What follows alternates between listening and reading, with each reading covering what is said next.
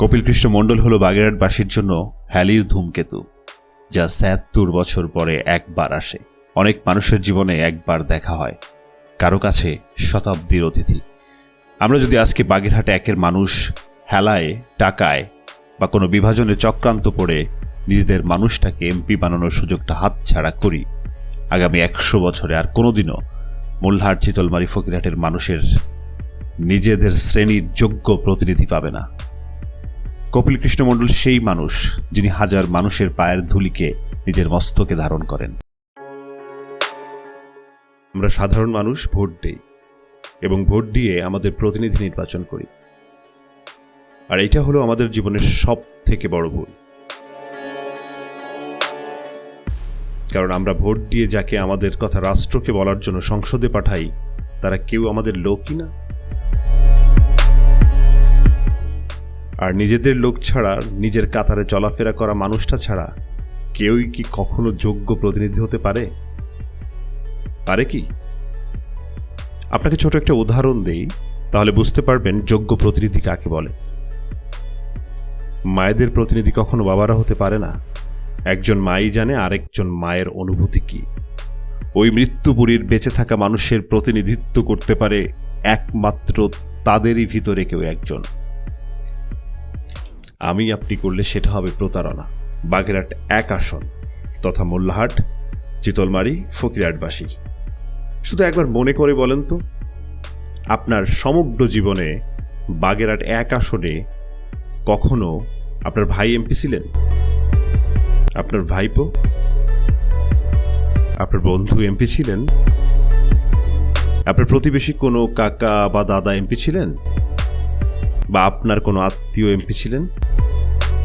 অথবা আপনার কিছুই হয় না, ২ গ্রাম পরের গ্রামে কোনো একজন যার সাথে চেনা নাই, জানা নাই অতটা, শুধু হাটবারের দিন মাছ কেনার সময় প্রায় দেখা হতো, এমন কেউ এমপি ছিলেন?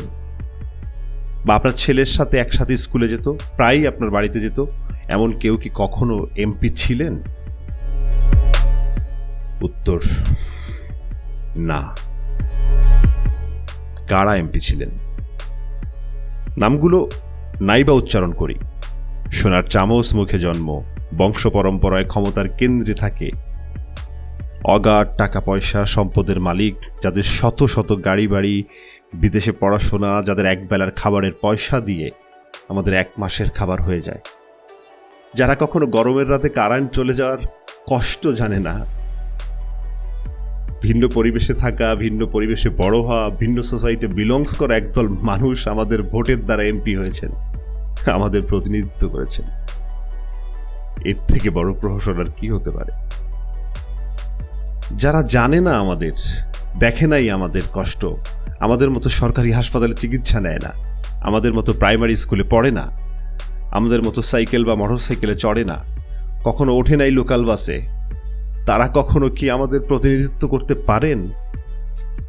তারা কিভাবে আমাদের প্রতিনিধি হতে পারেন? সমগ্র জীবনে এই প্রথমবার সুযোগ এসেছে আপনার কাছে, নিজের ছেলেকে এমপি বানানোর সুযোগ এসেছে বলতে পারার, আমার ভাই এমপি, আমার দাদা এমপি, আমার কাকা এমপি, আমার বন্ধু এমপি, আমার প্রতিবেশী এমপি।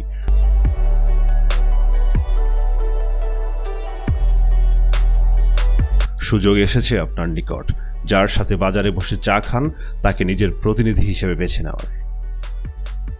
আমরা সাধারণ মানুষ যা, কপিলও ঠিক তাই। কোনো কোনো ক্ষেত্রে আমাদের থেকেও কম সুযোগ সুবিধা পাওয়া একজন মানুষ। আপনার বাড়ির মতো একটি ঘর, গাড়ি নাই, অগাধ টাকা নাই, একই দোকানে চা খান, তার কাঁধে নিশ্চিন্তে এবার আমাদের ভার তুলে দেওয়ার যেতেই পারে। তার থেকে যোগ্য প্রতিনিধি আমরা কখনো আমাদের ভিতরে পাইনি।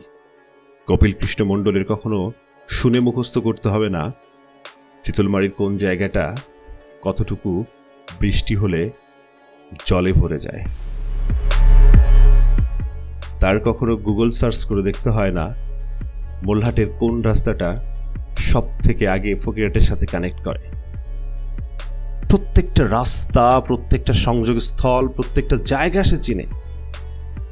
তার থেকে ভালো প্রতিনিধি বা তার থেকে যোগ্য প্রতিনিধি আমরা আমাদের ভিতরে কখনোই পাইনি। তার মুখ দিয়ে যাই বের হবে তা সব আমাদেরই কথা, বাট আমরা ছাড়া তার আর আলাদা কোনো জগৎ নেই।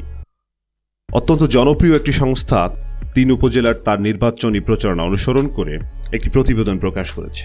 সেখানে বলা হয়েছে শুধুমাত্র মোল্লাহাট উপজেলায় প্রায় 1400 মানুষ বলেছে কপিল সম্পর্কে তাদের দাদা হয়। ভেরিফাই করে তথ্যের সত্যতা নিশ্চিত পাওয়া যায়। মোল্লাহাটে প্রায় 360 জনের কাকা, 70 জনের মামা, 24 জনের ক্লোজ বন্ধু, 131 জনের বড় ভাইয়ের বন্ধু ও প্রায় 401 জনের সাথে তিনি বিভিন্ন সূত্রে পরিচিত। জাস্ট ইমাজিন করেন, শুধুমাত্র মোল্লাহাট উপজেলায় এটা হচ্ছে তার পরিচিতির লেভেল। আমরা যদি চিতলমারি এবং ফকিরহাটটা দেখি আপনি অবাক হয়ে যাবেন। চলুন এটাও বিশ্লেষণ করে দেখি। মাত্র 2500 জন লোকের সাথে কথা বলে এই তথ্য উঠে এসেছে। আরও ইন্টারেস্টিং কিছু বিষয় বলি। চিতলমারি উপজেলার সদরে যে বাজার রয়েছে সেখানে প্রায় 85% দোকানদার পূর্ব পরিচিত। সেখানে কেউ নাম ধরে ডাকে, কেউ তুই করে বলে। মানে 2500 মানুষের সাথে এখানেও কথা বলে প্রায় 2300 জনের আত্মীয়, বন্ধু, ক্লাসমেট, বড় ভাই, ছোট ভাই, ভাইপো সম্পর্কের কথা উঠে এসেছে। জাস্ট চিন্তা করেন, 2500 মানুষের সাথে কথা বলা হয়েছে, তার ভিতর 2300 জন এর কোনো না কোনোভাবে পূর্ব পরিচিত কিংবা কোনো রিলেশনস রয়েছে। ফকিরহাট উপজেলাও ঠিক একই রকম, তবে এলাকার মানুষের সাথে কথা বলে কিছু উল্লেখযোগ্য জিনিস তুলে এনেছে জনসংযোগ নামের সংস্থাটি। রিপোর্টে বলা হয়েছে এখানে প্রায় 70% লোক কপিল কৃষ্ণ মণ্ডলকে তার অসাধারণ সরলতার জন্য ভরসা করেছে। একই সাথে বিএনপির প্রার্থী, তাই তারা নিজেদের লোক গ্রহণ করেছে। এই উপজেলায় কিছু মানুষ যারা নিম্ন মধ্যবিত্ত তারা একটা কথা জানিয়েছেন, হুবহু কোট করছি। কপিলবাবু কাছে আসলে কখনো মনে হয় নাই বাইরের কোনো নামি দামি বা এমপি প্রার্থী এক মুহূর্তের জন্য তার সাথে আমাদের কোনো দূরত্ব অনুভূত হয় নাই।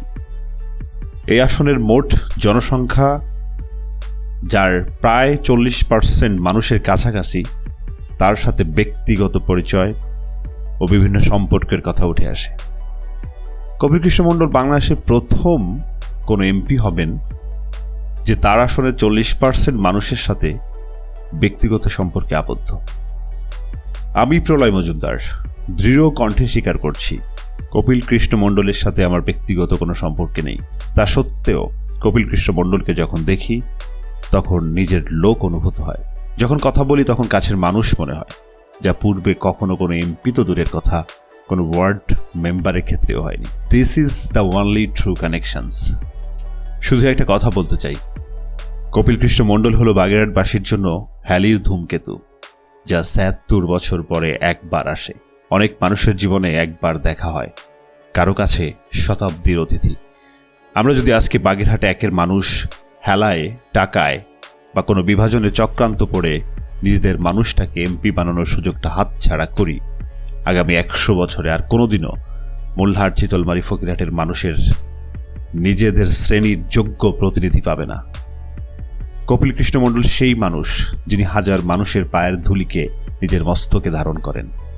কপিল সেই মানুষ যে লুঙ্গি পরে খালি গায়ে ধানের জমিতে গিয়ে স্যালো মেশিন চালায়। কপিল সেই মানুষ যার কাছে জবাবদিহিতা চাইতে পারবেন। কপিল বাংলাদেশের মধ্যে সেই এমপি হবেন যার সাথে এই আসনের মানুষের কোনো দূরত্ব থাকবে না। সো আজকের পর থেকে আর কেউ হেজিটেট কইরেন না, বিভিন্ন মানদণ্ডে কপিলকে পরিমাপ করতে যাইয়েন না। Just think about he is our man. তাই আমার প্রিয় মোল্লাহাট, চিতলমারি, বাগেরহাটবাসী, একজন সচেতন নাগরিক হিসেবে ধর্ম, বর্ণ, মতভেদের ঊর্ধ্বে উঠে দল বল নির্বিশেষে নিজেদের স্বার্থে, নিজেদের এলাকার স্বার্থে, নিজেদের এলাকার গৌরবের স্বার্থে নিজেদের প্রতিনিধি হিসেবে নিজেদের ঘরের ছেলেকেই বেছে নেওয়া হবে আমাদের দায়িত্ব ও কর্তব্য। তাই 12ই ফেব্রুয়ারি চলুন সবাই মিলে আমাদের কপিলের নাম খোদাই করে লিখে দেই আগামী 5 বছরের জন্য। কপিল কৃষ্ণ মণ্ডল, মাননীয় সংসদ সদস্য, 95, বাগেরহাট 1।